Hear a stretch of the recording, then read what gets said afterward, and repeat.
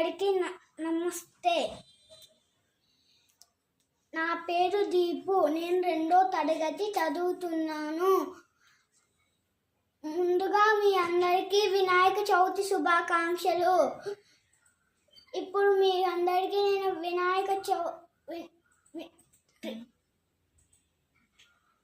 వినాయకుడు జననం గురించి చెప్పబోతున్నాను. కైలాసంలో భర్త రాక తెలుసుకున్న పార్వతీదేవి భర్తని శివుని స్వాగతించుదామని స్నానం చేయటానికి తనకి ఉంచిన పిండితో ఒక బాలు రూపాన్ని తయారు చేసి ప్రాణం పోసి ద్వారం వద్ద కాపలాగా ఉంచి ఎవరిని రానివ్వద్దు అని చెప్పింది. ఆ బాలుడు శివుణ్ణి ఎదుర్కొని తల్లి అనతి నెరవేర్చాడు. కోపంతో శివుడు ఆ బాలుడు ఛేదనం చేసి లోపలికి వెళ్ళాడు. ఆ విషయం తెలిసిన పార్వతీదేవి కుమిలిపోయింది.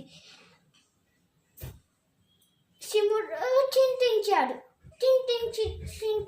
శివుడు గజాసురుడి శిరస్సును అతికించి తన కొడుకుని బతికించుకున్నాడు. అందుకే